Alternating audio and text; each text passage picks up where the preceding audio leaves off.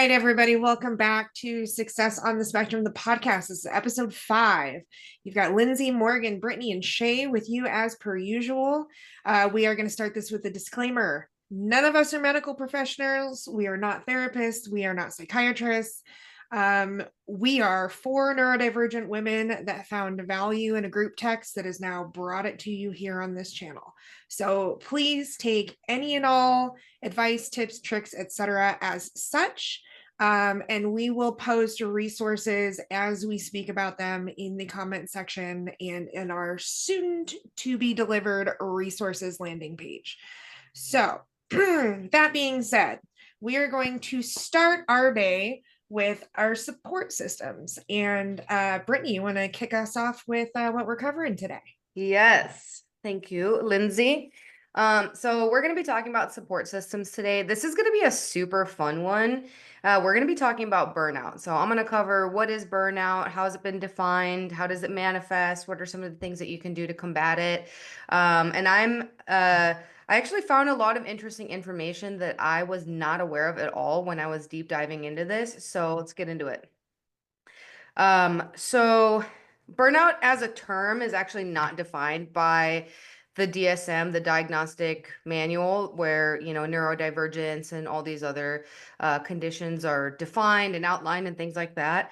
The term was actually coined by an American psychoanalyst named Herbert Freudenberger. I don't think he has any relation.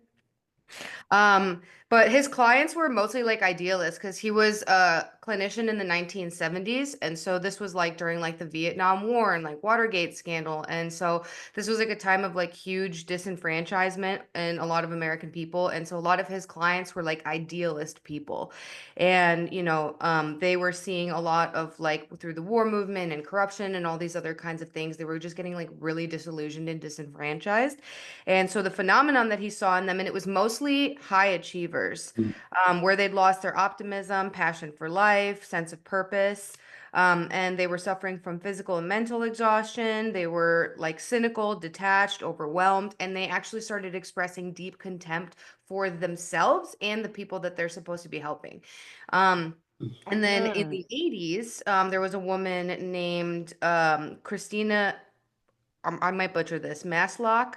And I can provide all this in the resource page later, but she actually created something called the Maslock Burnout Inventory. So it's like an actual inventory. We can touch on this maybe during Yappy Hour, but it's a tool for measuring like burnout. So, and the 3 dimensions that she identified in burnout were emotional exhaustion, depersonalization, which is actually a dissociative disorder, where you have like repeated episodes in which the individual experiences a sensation of being disconnected. So like what we talk about dissociating. And then reduce personal accomplishment. So literally decreasing the level of skill and achievement that you have in your actual position, which I thought was really interesting. So essentially, you can condense burnout as being defined by a psychological syndrome resulting from a negative affective state stemming from continuous depletion. And this is the important part, the continuous depletion of energetic coping resources due to chronic exposure to occupational stress. And of course, like I said, symptoms are physical, emotional, and cognitive as well. So that's kind of the long and the short of it, as far as the definition of burnout.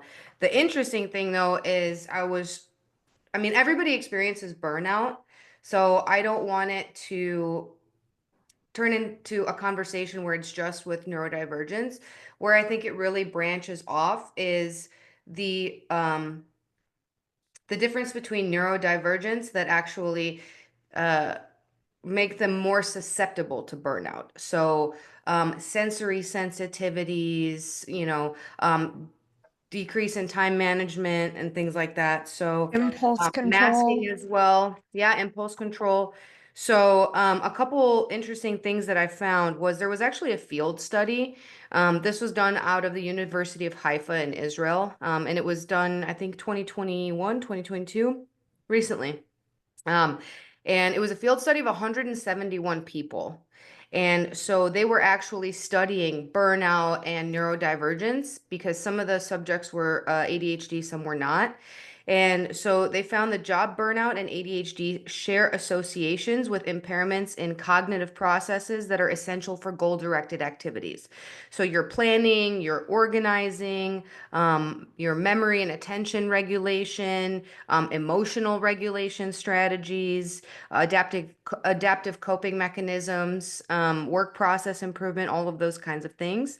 And so they actually identified five subsets of, I guess you would call them skill categories that were the most tied to whether you got burnout, and they essentially those categories that would mediate burnout, whether you got it, how long you had it, whether it was manageable, or if it was something that ultimately ended your, that career or that path. So um, it's self-management to time, which is your planning and prioritizing tasks, self-organization and problem solving, so organizing your tasks and strategic problem solving, self-restraint, which Shay is going to touch on a little bit more, impulsivity control, self-motivation, setting and achieving goals, and then your self-regulation of emotion.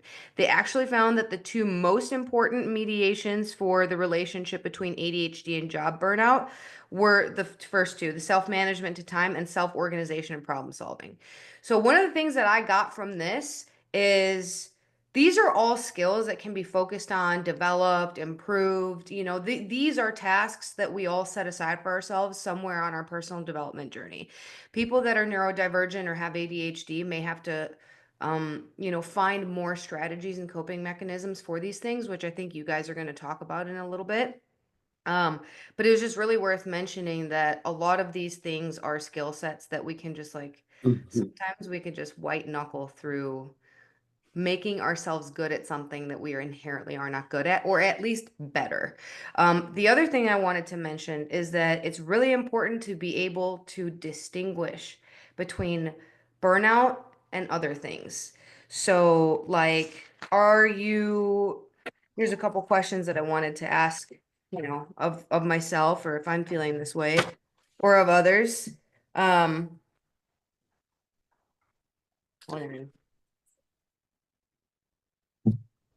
I like this a part. lot of notes. Cool. On that note, though, if you've experienced burnout, if you're watching this and you've experienced burnout, drop in the comments how you identified it and what has helped you recover, because that's what we're getting ready to talk about. Yeah. And also, know yourself, know thyself, right? Like that there's nothing more important that you can do as someone who's neurodivergent or not, are you burnt out, or are you engaging in work or behavior that is maybe contrary to your values? And that's why I think that, as far as skill sets and managing burnout, before you manage your burnout, you have to understand what are your values and priorities, and you have to be able to reverse engineer everything you do from your value and priorities. Because sometimes you can be tired, you can have other stuff going on. Maybe you're not as disciplined with your workouts or your routines or your diet, and you're really struggling physiologically because of other things. Are you burnt out? Or are you actually not doing something that you have any business doing? Because if you're tired and you're like, but what the thing I'm doing is, really important to my overall vision. I can't see myself doing anything else. This is the thing that deserves my attention and my best. Then you're not burnt out. Like there's something else going on, So I think that vision and values are going to keep you steadfast when maybe burnout or similar symptoms, or maybe some disenfranchisement is kind of leading you off the course. How am I doing on time, Linz? You're good. I was actually I was about to ask the girls to chime in here. I will start. But for me, burnout is something that was misdiagnosed and mistreated for years as depression. So and so I used to medicate to deal with that. But now that I understand what it is and what the early signs are, I'm able to stop it and course correct. Not always. I'm not always successful in that. And then there's sometimes for me where I can't fix it. So I'm going to talk about both. But so I mainly suffer from two different types of burnout. I mask my fatigue. Mm. So masking fatigue is a big one. I will push through unusual amounts of work and stress and responsibilities, because I feel like it's socially expected of me, I suppose. Um, I also suffer from like really chronic rejection sensitivity. So telling people no, and this will kind of lead into what we're talking about here in a little bit. But telling people no is very difficult for me, and that's the one that I still struggle with, in building the correct boundaries and identifying when I've overcommitted. But I suffer primarily from emotional symptoms and cognitive symptoms, and then I react in a social kind of way. So if I'm like going to speak on stage at a convention, it will take me, after being in a convention space and masking for all these, it's a social exhaustion. That is a level of burnout for me that I cannot avoid. I've just learned how to treat on the back end, because it is part of what I do for a living. So for that one, I respond in a very social way. I want to be alone. I want to go fully introverted. I want to basically rot in bed and work from my laptop for 3 days after a week-long convention. And I know, for me, I'm aware enough to have accepted that that is what my recourse is for that. The other ones, I'm learning how to like create boundaries and navigate better and stop earlier. um but really, like, part of it for me has been redefining what it means, and why it's necessary. For the longest time, especially when you're in the entrepreneurial realm or in the direct sales space, it's work, work, work, work, work, reach this level of success. And I'm having to rewrite that for myself now, in that success doesn't require burnout. It Mm. doesn't. um and so I'm finding, you'll notice, like, Morgan and I even are going to go hiking today. You'll notice that I have created a lot of space for recovery and balance, and spiritual freedom away from the entrapments of success. And you've even taught me a lot about that recently, because I mean, Lindsay and I have been hiking so much more this since we met, pretty much. But I felt so bad about taking that time for myself, whether it be on a Tuesday or Saturday or Sunday, like legitimately felt bad about it. Yeah. But you start to realize that like you're trading like those non-negotiables that you need to prevent burnout, like they're literally that, they're non-negotiables. And then you take, you say, oh, I didn't have time to go hike this week. I didn't have time to go to nature this week. I'll get to it next week. Well, what happens is that all compiles up on each other to the point where like you have no more space, right? So it's easier almost to like get ahead of it than what I've done in the past, which is like wait until I'm burnt out, right?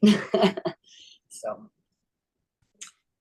I love that. And what do you, I mean, you've experienced burnout, so what is your process for that?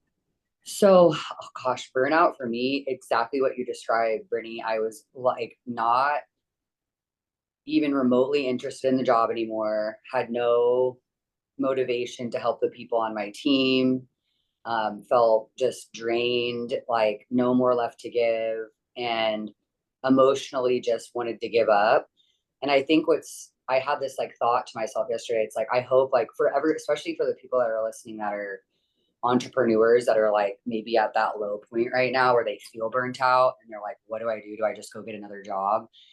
Like when you can push through in like a healthy manner and like overcome the burnout, which is like taking care of yourself diet wise. Like for me, I don't really drink anymore. And those are sacrifices that I made a long time ago, mainly because I don't have the emotional ability to do my job when I'm hungover. I've never been able to knock doors hungover. So whether it be an entrepreneurship or whatever it is, I know how to manage myself. And then before I get to that like point, I treat myself to like a hike or like something in nature. But yeah, I've been there. And I think just like the ebbing and flowing is like being able to know when your burnout and saying like, I need to take a step back and slow down to go fast. And I've never been good at that ever. I can't remember who quoted that, the whole slow down to go fast thing. Is that Tom Hopkins? But I really like never understood what that meant. And like you're saying in entrepreneurship, you're going, you're going, you're going, you're going. But at what point is slowing down going to help you get to that next level of success? But no one tells you that. They're just like, go, go, go, go, go, go, go. But you push through those phases. And like what comes out on the other side is like a more resilient person. And you're like, how did I even get through that? And I think back to all the people that I'm like, if they would have just not quit, like what's on the other side?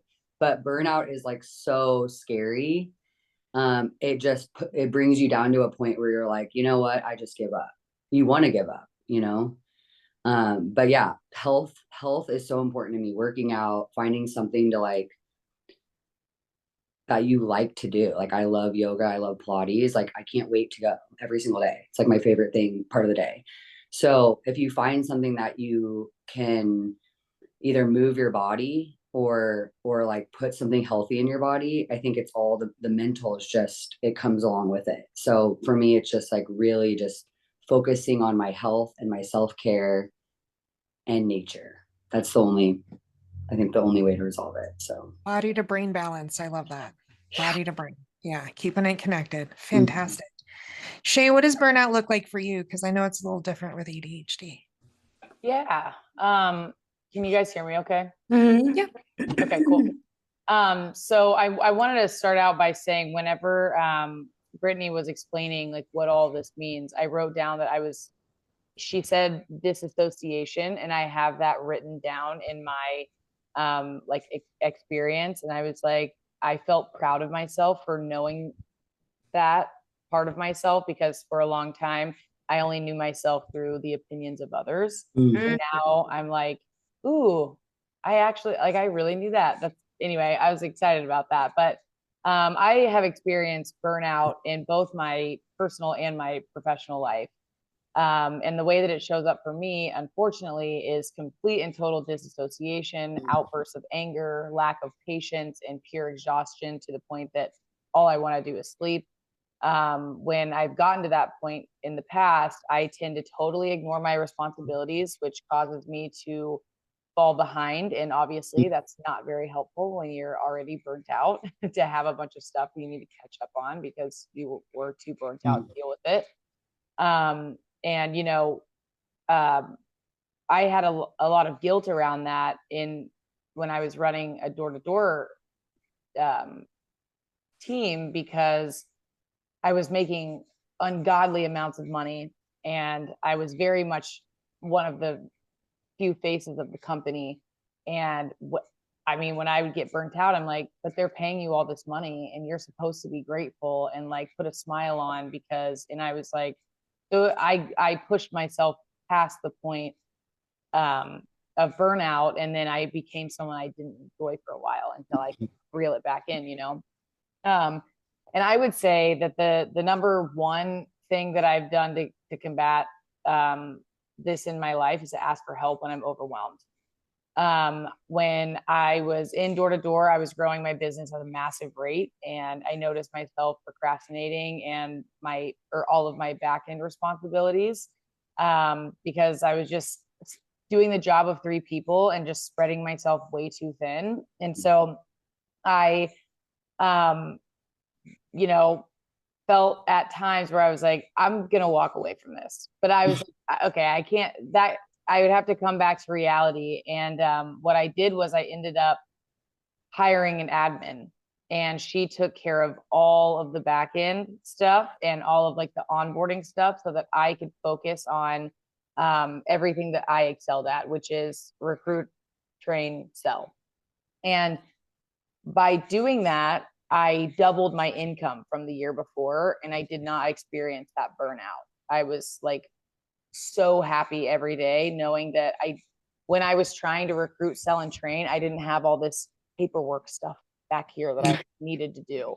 You know, I just knew that it was done. And that was so helpful for me, because just like what Brittany was saying is, you know, is it burnout or is it lack of passion? And I think lack of passion can also lead to being really burnt out. I love recruiting. I love leading. I love training, and I love selling. I hate paperwork stuff. I hate that stuff. I hate it. I hate it. I hate it. So having someone to do that for me was very helpful.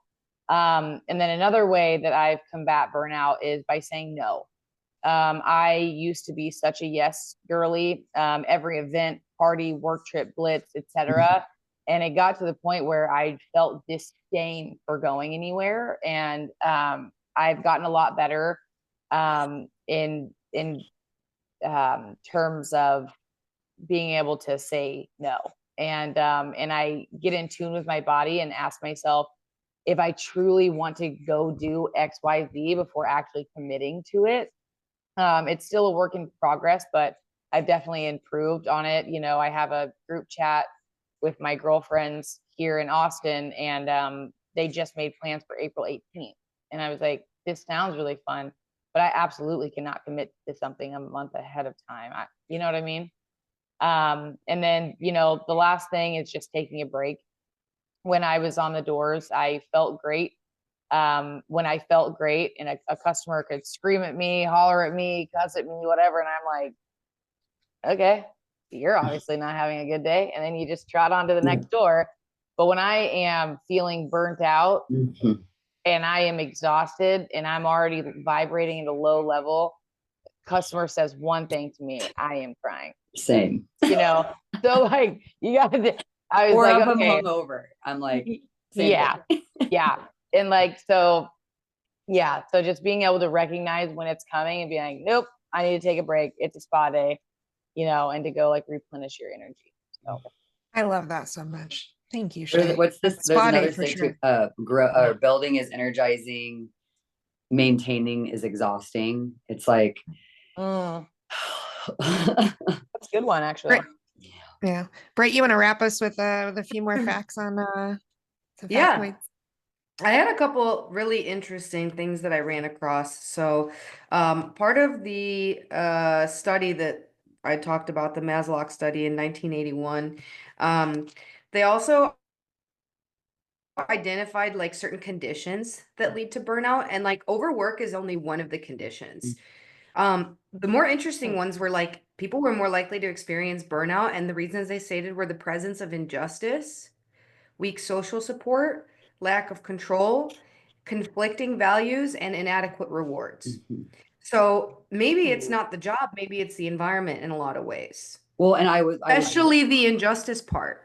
I just that like hits me so deep in the soul because I've literally quit multiple different partnerships with different door-to-door companies, and when they say, well, you know what, you need to give me an explanation for why you're leaving or why you're, you know, and my explanation is because your goals and your ethics and your morals don't align with me, and I can feel my body responding to it. Well, that's where we talked about like being values first, you know, it's like, and that's one of the mistakes I think that I made for most of my life before I got some mentorship is like the concept of reverse engineering from the life that you want and what's important to you and reverse engineering that to a position that can get you all of those things never crossed my mind because I was raised the opposite way. You know, you're raised like system first, value later. You know, it's like go to school, get a good job, get some security so that you can pay and have health insurance and all this kind of stuff. But nobody says like, hey, what kind of life do you want to live?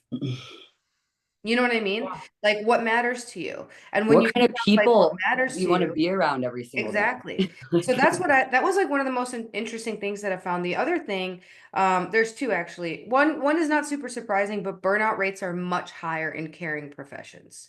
Social work, you know, doctors, nurses, even like sales professionals, because you're like one-on-one, like professions where your livelihood or your actual job description relies on the direct interaction and affect of other individuals. You know, when it's your job to affect some sort of positive change in somebody else.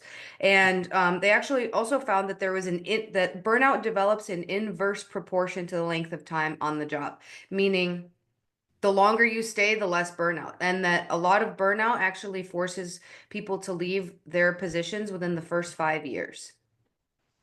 And there's Wow. a lot of questions about that, right? Like 5 years is probably a good amount of time to be like, listen, I can see myself doing this forever, or no, or whatever the case may be, you know. But as time goes on, like once you've made that commitment, I just thought that was really interesting, because you would think that as time goes on, burnout increases, but it's actually not true.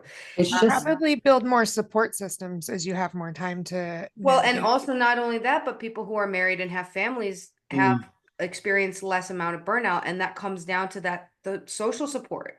mhm. Right. So it's like if you're single, whatever. And it also comes down to the fact that, you know, you kind of have to grin and bear it if you've got a family that depends on you. Whereas if you're like single and have cats and you can switch jobs and do whatever, you know.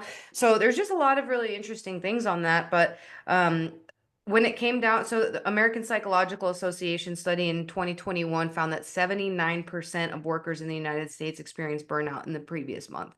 And when you think about other countries too, and we don't have to go down this rabbit hole right now because I'm going to open up a can of worms if we do. But it's like if you look at the structure of how, like, some, for example, Spain or Germany or some European nations like actually function, they have built-in holiday, and they have Well, they time. prioritize community and rest. And what's crazy is, it, inherently speaking, and everyone, we can put something to fact check this, but it's just a fact that people don't experience the type of burnout in other places like we do, because they have time to take for themselves every single year. It's like, I think my cousin in Germany said he gets like 90 days a year for holiday, and that's just part of his job package. Yeah, and And well, Spain also has built-in nap time, so let's maybe jam on that a little bit. I'm gonna make a note. Let's jam on that a little bit during Yappy Hour, because I do think that it's super interesting how different it is, like from country to country.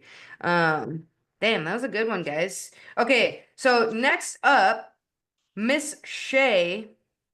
Shay is going to be jamming on impulse control and overcommitment, and support systems, and you know, facts and information that she has found as well. So Shay, take us away. Thank you. Thank you. That was super fun to talk about. Impulsivity and overcommitment, I feel like defined a lot of my life, my younger life. So just by definition, impulsivity is acting out without thinking. And these actions are usually driven by emotions rather than logic. And it can lead to risky choices, poor self-control, and regret. And then overcommitment, you guys, I'm sure, know what this means, but it's taking on more than one can handle, and often to please others due to misjudging time and energy. And all of these things can lead to stress and burnout. So just a couple statistics here. In ADHD, impulsivity is a core trait that affects 75% of people with ADHD, often leading to challenging daily life, because impulse shows up in lots of different ways, which we'll get into.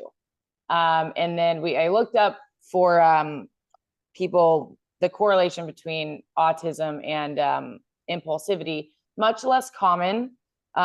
So while less central, impulsivity can occur, but mostly when you have autism and ADHD. So if you have a combination of both, then you're much more likely to have those impulsive traits. And 21% of people with ADHD also have autism. So, and the way that this shows up, I remember when I was young, I was very impulsive, and I thought that I just sucked as a human. But as I learned about impulsivity, I was like, oh my God, that's me. So the way that it shows up in ADHD is speaking or acting without thinking, leading to social misunderstandings, impulse spending, and making quick decisions without considering the consequences, interrupting conversations, or struggling with patients in group settings, and difficulty resisting distractions, and switching tasks frequently. You guys are going to see, if you are watching this on YouTube, I'm going to be very fidgety today. I'm having a very hard time sitting still, so felt. And then in autism, impulsivity can show up in difficulty regulating emotional responses, leading to outbursts or abrupt reactions, acting on rigid thoughts or routines impulsively without flexibility, which makes total sense. And then blurting out thoughts without social awareness or timing. Yeah. So bad. So bad. I can tell you another place where it shows up for me specifically, as an autistic is the rejection sensitivity and the people pleasing. It is impulsive for me to be like, yep, I'll do it. Yep, I'll get it done. Yep, it needs, yep, I'm on it. Yeah. Yeah. Which and leads to everyone's gonna, overcommitment. everyone will hate me or think I'm a terrible friend if I don't say yes, yes, yes, yes, yes. Yeah. Yeah. Yep. Yeah. What I started doing there is you probably, I don't know if this is great advice, but I mean, if I was consistently saying yes to the same person all the time, I started to look at, when do they tell me yes? And I started balancing that out a little bit, because I was like, yes, I am kind and I can say no to things. Both of those things can be true at the same time. It took me a long time to learn that. And it's so funny too, because when neurotypical people get told no, they take it extremely personal and they think it's like a personal attack. And I'm definitely willing to share about that. But like, I've gotten so good at saying no to everything I don't like. And I think that's also has come with age. But if like, and I know we're talking about like the overcommitment and impulse control, but like when it comes to passion driven decision making, like all of it is like, if it's not a beat yes for me, it's a no. Like literally, and I will hurt people's feelings. Like, I don't want to go to that party. It sounds really boring and I absolutely don't want to go. And they're like, well, if their feelings get hurt, that's kind of a them problem. If you if you kindly decline and their feelings are up in a mess about it, that's not your issue. Well, yeah, but that's just funny because people take it so personally and I don't even mean it like that. However, the autistic response is generally no. So they do take it personally because it's like, well, no, and that's literally the way, and that's an impulsive reaction, right? Like we've talked about this in other episodes, but I was literally talking to Will, the dealer installer, right? I was talking to him about how I say things in a certain way, and we've talked about this, like a certain way, like I think is totally normal, and it's misconstrued into this whole different thing. And I'm like, would they rather me like sugarcoat it and be passive aggressive? And I'm like, that's just the most bizarre thing to me, because like even my boyfriend's like, it wasn't what you said, Morgan, it was your tone. And I'm like, well, I meant my tone. like, that was part of the message. Of course. So I'm sorry that person takes it personally, but it's like, no, I mean, like, yeah, but it makes you, it's like an opposite effect where it starts to make you feel better about yourself. Yeah, I'm the opposite though. When I'm about to say no to something, I like will put my phone down. I'll have a little anxiety. I breathe about it. I think about it. And then I very, very kindly, sorry, I live by a train. But oh my God. I very sorry. And I very much tiptoe into saying no. So it's a very scary thing for me. But so I did some research on ways to combat impulsivity for people with ADHD, just because it's a little more common, but this can be across the board, neurodivergence. So this one I've tried, it didn't work for me, but it doesn't mean that it won't work for someone else. But pause before acting. So use the 10-second rule. So before making a decision and responding impulsively, take a breath, count for 10 seconds, and then make your decision. The issue with me for ADHD is I would forget that I was supposed to do that. So that didn't work. But it doesn't mean that it can't work for other people. Practice mindfulness. So techniques like deep breathing and meditation can improve impulse control. That I can attest to. The next one I can also very much attest to is create structured routines. So their predictable schedules help reduce with that impulsive decision making. accountability partners. So check in with a trusted friend, coworker, or therapist before making big commitments. This is another thing that I do. I very much trust my partner. And so my impulsivity actually led me to not trust myself as much as I was getting older into adulthood, because I would make these decisions. That decision was not a good decision. And then I was like, holy crap, I'm not making good decisions. Right. And so having an accountability, like, hey, John, this is what I'm thinking. What do you think about that? And we can bounce it off of each other and make a decision. It's amazing. And then I looked up a type of therapy that can be helpful with this, and that's going to be cognitive behavioral therapy, or CBT. Helps develop strategies for impulse control and self-regulation. And the delay gratification is, I've been using this for years, and it is wildly helpful. This is my last one, is delay gratification. So putting things in a cart on Amazon or whatever website, and do not buy it. You're going to let it sit there for 24 hours. And then you're going to go back. I'm not kidding you. 80% of the time, I'm like, I don't know what I was thinking. And I literally delete it out of my, and I'm like, ADHD, if you have ADHD, spending money is a huge issue with a lot of us. Okay. Don't feel shame. We have 75% of us really, really struggle with impulse control. And if you aren't aware of it, or you're not doing things to combat it, people with ADHD really struggle with their finances, because it's like spin, spin, spin, spin, spin. And we don't think about consequences until they're right up in our face. And something that's really helped me with that is that delaying gratification. Don't buy things impulsively. Let it sit in the cart. I love that, Shay. Dude, part of it was because of necessity, because I live 30 minutes from any like legitimate grocery store. But Instacart, I can't tell you how much money I think I have saved shopping on Instacart or online, and it's tough too, because if it's not groceries and you're trying to like, get higher quality things or not really engage in fast fashion, like there's all these things that you're balancing. But the adding to the cart, or like scheduling an Instacart delivery for like 2-3 days, so that I can be like, oh, that's right, I forgot we don't have this. Or, I'll open the fridge and be like, oh, I already have that, and take it off. Because if I'm in the grocery store, I'm just like, oh, and then I forget. It's like that reel that's like, went to the store to get bread. Oh no, I have bread. I already had a bottle of hoisin sauce. Went to the store to get hoisin sauce. Oh no, I already have a bottle of hoisin sauce. Yeah. John, when I was on vacation once, John was here and he texted me. He had gotten in the freezer and he laid out 9 bags of spinach. The spinach?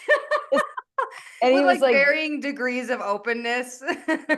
Yeah, when you get to the bottom of the bag of spinach, it's like, but you guys, and to touch on your impulsiveness, like I literally don't even have Amazon Prime, and people think that shit is wild. I know in Brittany, your case, that with like small town vibes, like wouldn't work unless you like go buy your skincare products. Yeah, unless I buy like a loom and a spindle and a thing of wool, Yeah. So I know there's people who don't have that luxury of just like going and buying stuff, but like it does make me so much more intentional. I'm like literally at like the local arts district spot, like looking at different kinds of natural deodorants, and I'm like, which local maker of deodorant am I going to buy? But it's like I know people don't have that same maybe it's time management, whatever, but like almost Amazon, I feel like attacks the person with impulse, like with ads and like the way they market, it's all like a mind trick, right? So it's like, you know what? I don't have the self-control, so I'm just gonna get rid of it. Like, and like I think too, it's like the grocery store or retail stores can be very stimulating.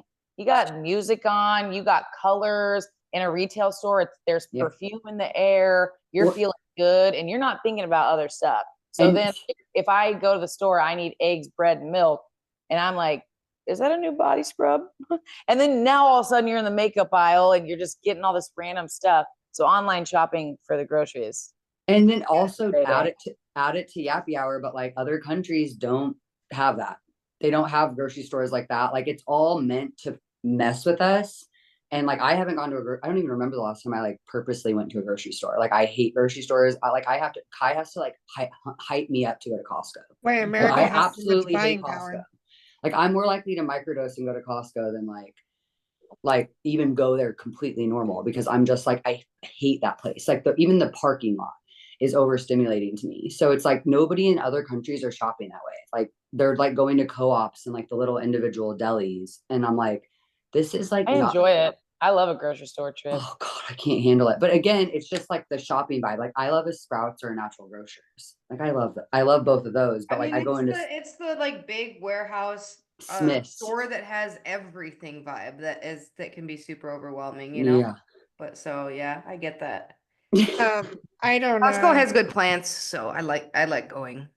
I don't trust any random shopper to pick me good produce and meat.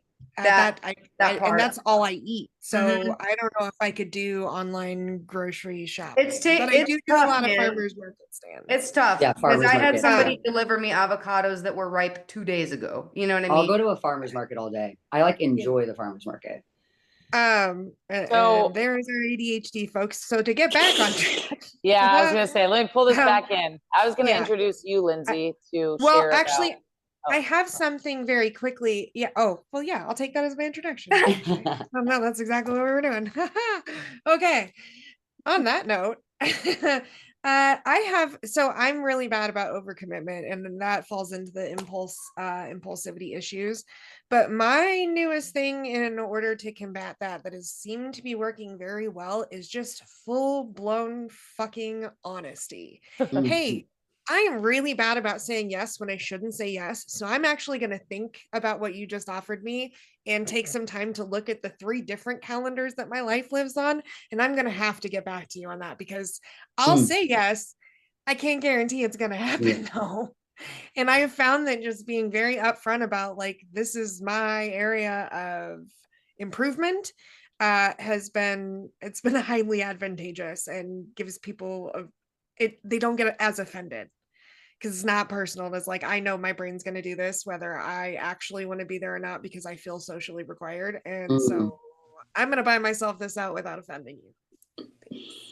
Honestly, I feel like that is probably one of the big nuggets, is like a lot of these underlying things can be solved by a lot more self-confidence, understanding of your own personal value structure, and a commitment to honesty, not just for yourself, but for others, because at the end of the day, like if we all just go around like telling ourselves and other people tiny little lies because we're like afraid to hurt feelings or afraid to do this or afraid to do that, then fear and dishonesty are your 2 leading like guiding lights. You know what I mean? Like that is not going to be an authentic existence regardless for neurodivergent, neurotypical, but it's like we kind of grow up in the society where it's like scary to be honest and scary to be vulnerable and scary to like just be brave and be yourself and like just be like, no, that sounds terrible, I don't want to go, but thank you for inviting me, thank you for thinking of me, like, you know what I mean? Well, and I'm trying to rewrite it too with that overcommitment does not make you more valuable. Being able to show up to your commitments fully energized and present makes you more valuable. And the more spread thin you are, the harder that is to accomplish. Yeah. So, and it's like, be the person who shows up when you say you're going to, not the person who always says yes and then bails last minute because you actually can't be there. And the people that care about you, I think at the end of the day, especially friends, like any of you guys, I could say be super direct with and no one would think that was weird. But like at the end of the day, if someone's being direct with you, it's because they have personal boundaries. And really like the opposite spectrum of that is like someone who, if they don't have boundaries, ends up having resentment anyway. Yeah. So it's like, if someone's being direct with you, like maybe just be like, wow, like I would prefer that because I don't want you to build up resentment towards me. So I think it's also regional too, like depending on where you grew up. Like we're from the Midwest, like it's not weird to be direct.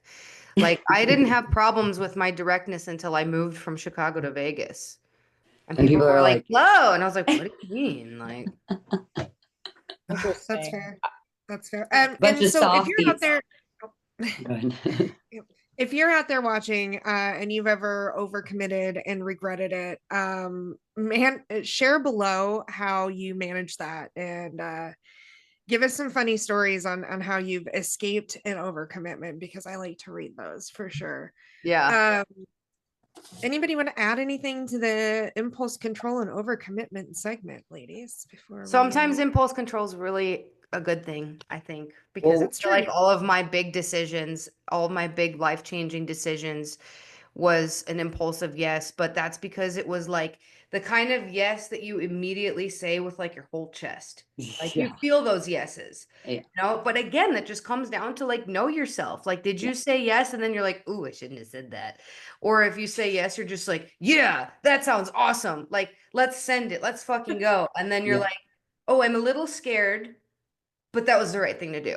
You know, Mhm, like mhm, it it's can be not a bad. superpower. Impulsivity isn't bad. It's just like, you know, find ways that it actually serves you and mhm, puts you in positions that you ultimately want to be, mhm. where maybe like Im- rational brain would be like too afraid or something, you know? Impulsivity can be bad, and we need to. Yes, it Yes, can. both It can be sides. very bad. It can be very bad. It can destroy lives, and it can. I mean, it can.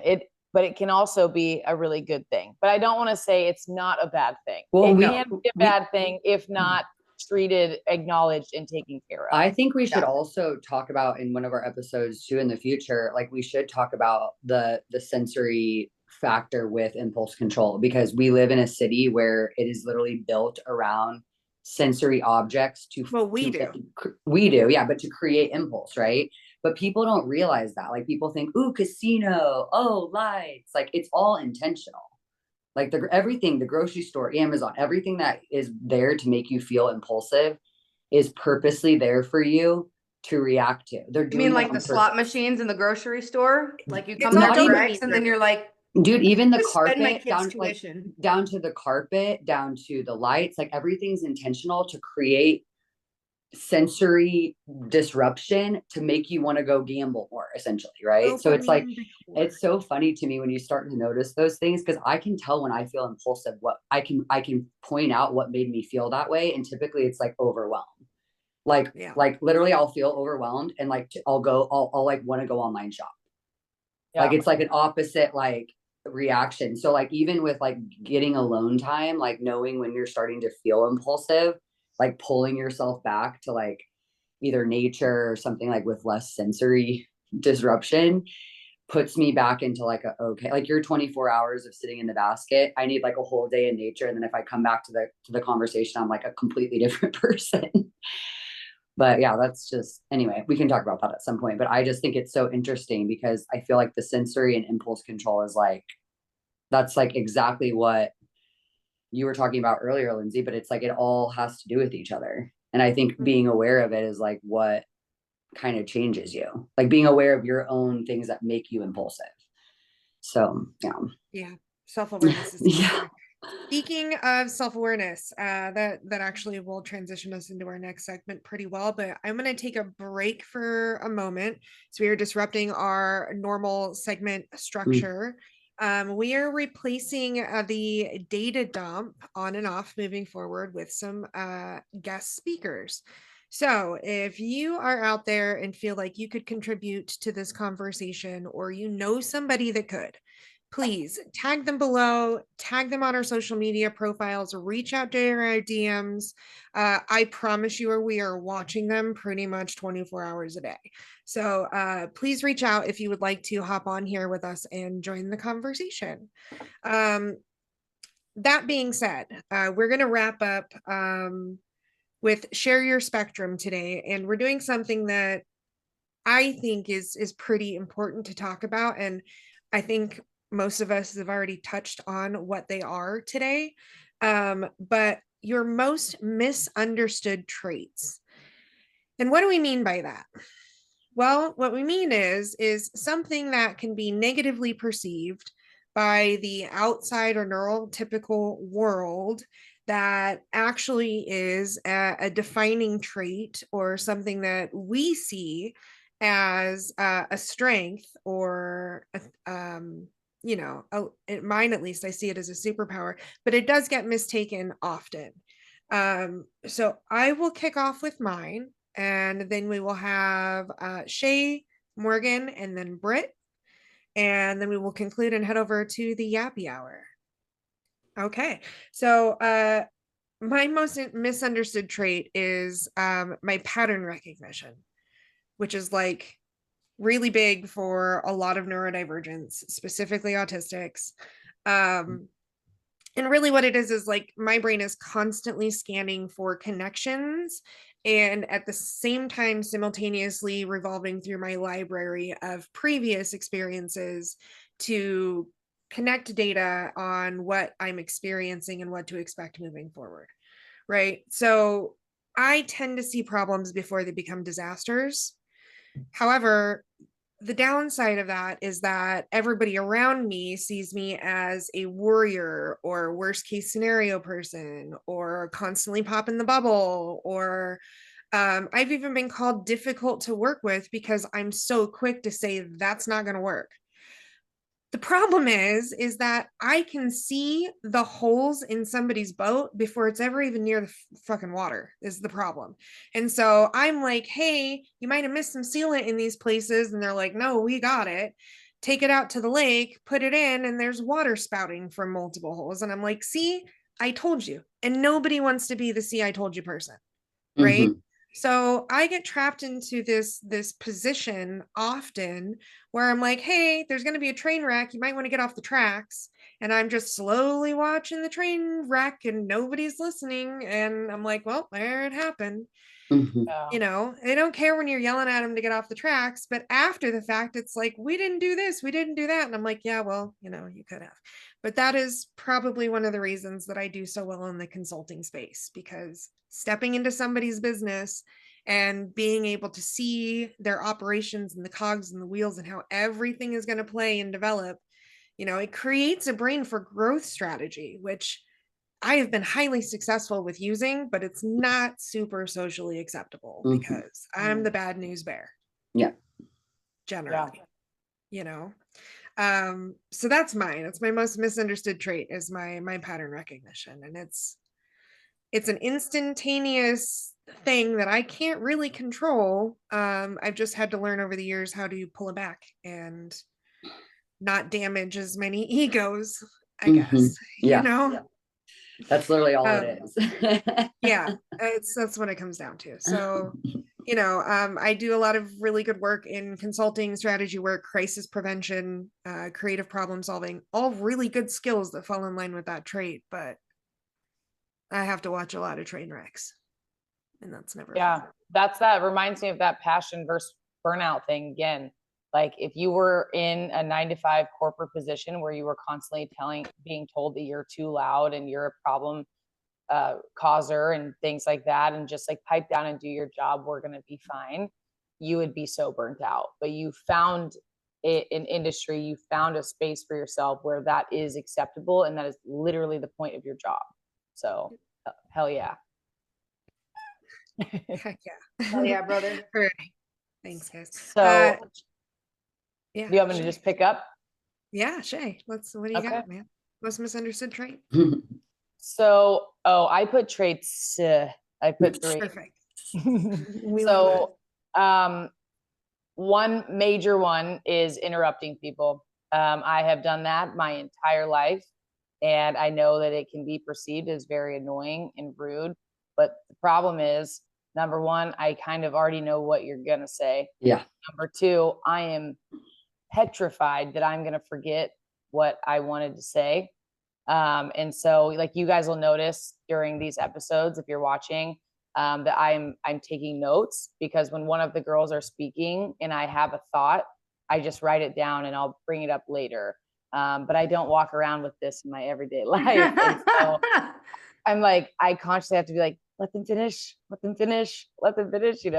if I forget what I'm going to say, like, what's even worse is if what they're saying is like not right and you like can't, like you're like, okay, so I have to literally listen to you say a bunch of stuff that like isn't even remotely. You are more confrontational. I'm not a confrontational person.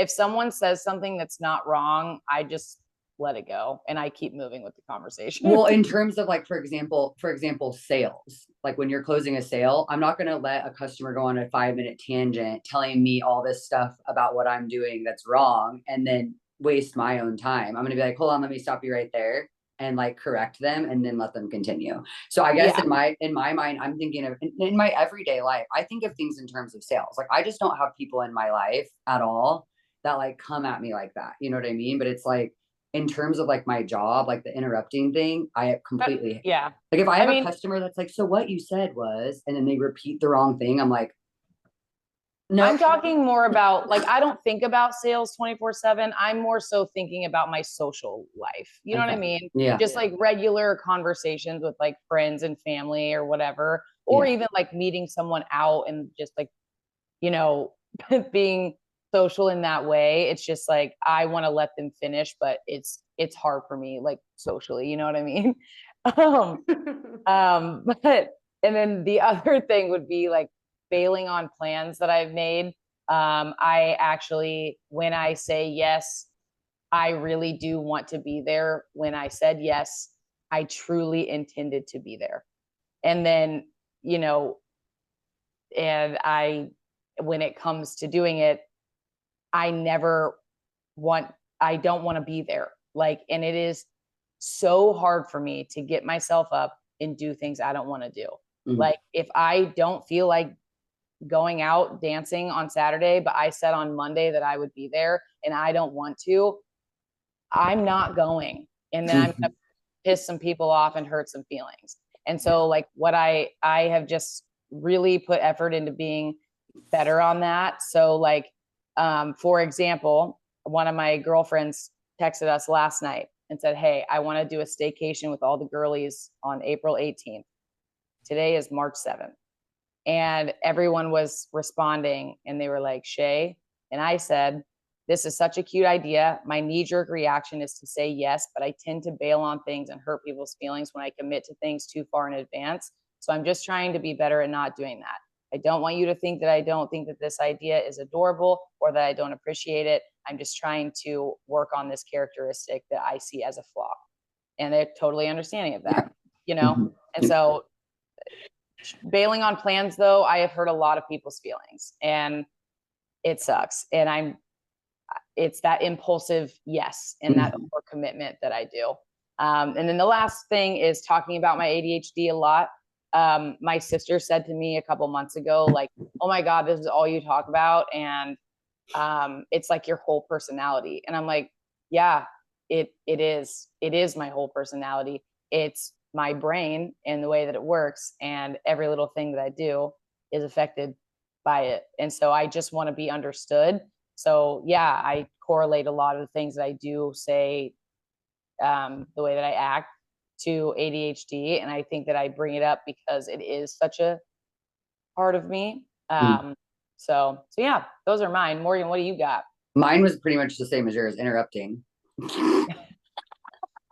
No, but what's so annoying is some of the times it's like, and I think we shared a meme in the group chat yesterday that was like, or I think I might have shared on my story, but like what others perceive as interrupting is me feeling like I'm trying to show empathy in relation to the situation. And it's not always like, oh, well, I have it worse than you. Not that kind of like share your story, but it's like I have, like, in order for me to have empathy towards a situation, I have to be somewhat relating to it in the connection in my head. So when they say like, oh, XYZ, I'm thinking, oh my gosh, the same exact thing happened to me a few times in this scenario.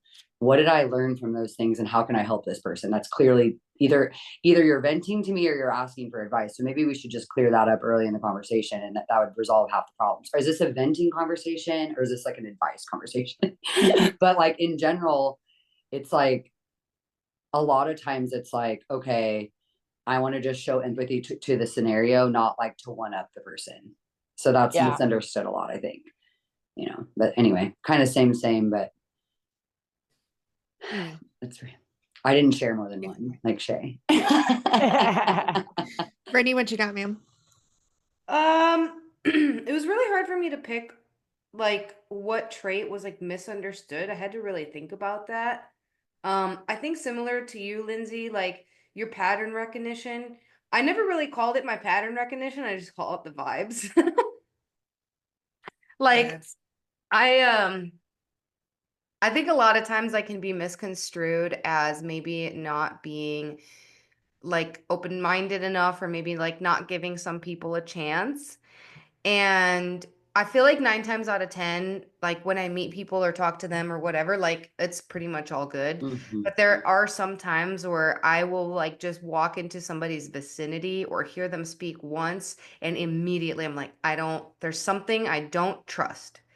And it might, if I'm like forced to continue relations with that person or work with that person or whatever, like it might show up, in days or weeks or months, or like, you know what I mean? But eventually there will be a thing that I'm just like, this is the thing that I knew was going to happen, and I didn't know exactly what was going to happen, but I don't like this person. Mhm.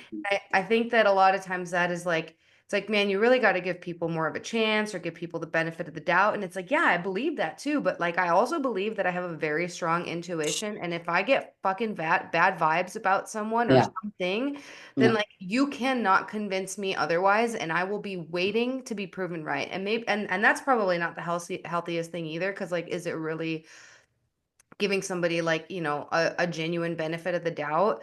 Because nobody's perfect, everybody messes up, but there's like certain things where you just get like a just a deep-seated feeling where you're just like, I intrinsically feel like I cannot trust this person for whatever reason. And I feel like that's one of them. The other thing is I think my silence can also be misconstrued sometimes. Because a lot of times my silence is like maybe I've just reached my social battery Mhm. and I'm still kind of having like a good time. Like I'm just vibing, but I don't need like to say anything. Like I genuinely can be happy to be there. Like perfect example, I was in New Orleans for the past couple days with a couple of my best girlfriends for my friend's birthday and for Mardi Gras. And, we were like out and around like a lot of people. So by like, I mean, we were there Friday, let's say Saturday, Sunday, Monday, Tuesday was all like out and about kind of days. And by like Monday, Tuesday, I could feel myself being like socially pretty tired, but I was like still super happy to be there and like walk around and go get food and hang out and like whatever, it was like having a great time. I just maybe wasn't like being as extroverted, striking up Mhm. conversations, meeting new people, like whatever, whatever. And we were like in a situation where our Airbnb, our downstairs neighbors were on Mardi Gras. They were like cooking out, making turkey neck stew, and it was like a bunch of people. It was like a hair salon, like a family business, and there was a bunch of people. There was like a family party. And my two of my girlfriends were down there, and they were like chatting everybody up and everything. And I was just like vibing, and one of the guys was like, man, you're quiet today. And I was like, I'm just tired, man. I was like, I'm just having a good time. Like, I'm just happy to be here. I'm just tired. So I think those two things for the most part, and a lot, and sometimes in other situations, my silence can be like because I'm anxious, because I've gone down a task spiral, where I've like noticed one thing that has to be done, and then I immediately am just like beep, beep, beep, beep, beep, beep, like in the Terminator, just identifying other tasks, and now I am the task. Like now I'm like no longer in my body. I'm on like a to-do list, and I am like mad at everyone and everything because there's so many things on that Yeah, list. And I'm like, the I party get that. stop right now so I can go and do things like I get um it. which is super annoying. I like the alone time comment too, like the silence part, because I'm such an extrovert. And I always used to say like COVID turned me into introvert, because I used to be like, I think it was just age, honestly. Like I used to like have so much FOMO about everything. But then when I got into the door to door space, I'm like, I'm exchanging all this energy with all these people all day long. And then like even just like in my day-to-day job. And so it's like it comes to a point where I'm just like, I just need silence. Yeah, Like, and know people. yeah. And no, And everyone's like, like "What, really?" I'm like, yeah, for real, I like for three drove to days. New Orleans, and it was like, it's supposed to be an 8-hour drive. Driving there, it took closer to 11 hours also, Mhm. if you have the opportunity not to drive through the Strait of Louisiana, it is mainly 1 and 2 lanes, and nobody even goes the speed limit. So just a heads up. But I excited for it because I was like, oh, this is just like 8 hours, just like me and podcasts. Like I could just Mm. listen to podcasts and audiobooks, and I like that. Like I didn't have like by hour 7 or 8, I was like, man, I just want to get there. But like the drive back too, like wasn't bad. And I love that like time to just be like by myself, just vibing, looking out the Mhm. window, listening to some podcasts, Yeah. like that doesn't bother me at all. My friends are like, you're crazy. Like, why would you drive if you can Oh, I fly? love it. Yeah, I I wanna used to vibe. hate it and I love it now. Yeah, I used to hate it. And then also I can bring, 14 gallons of 9.5 water instead of having to buy cases of water there. I just bought You like did that. water. I love that. I bought water storage tanks, because you never know. So you should have those anyway. And I bought like these 7-gallon ones, and I just brought a couple of them. I'm like, yeah, I'm like bringing my water, and I'm bringing my whatever, and I'm just vibing and seeing new sights, and like, I should have told being you alone to. is not a bad thing. It's such a good thing, and I used to like absolutely hate it. And now I'm just like everybody. I need at least one designated alone time a week. Mhm. I'm right there with you. I'm a very extroverted introvert. Yeah. Like I can be super I would say extroverted, that. but it's not my baseline. Yeah. I would say. Still have to recover. Yeah. All right, y'all. Thank you, ladies, for sharing today. I hope That feels everybody, good. if you're Really out there good. listening and you caught any value from this at all, please hit the little bell at the bottom so you get notified every time we post something new. We've got 2 posts up on this channel a week. Follow us on TikTok, Instagram, etc. You can reach us all through the link in our bio. Our resource page is coming. We are going to end this call and hop into the Yappy Hour. If you've not checked one of those out yet, it is us, but unmasked, unhinged, and unfiltered. So you've been warned. I'm gonna try to be Thank you all. better filtered on this one too. Yeah.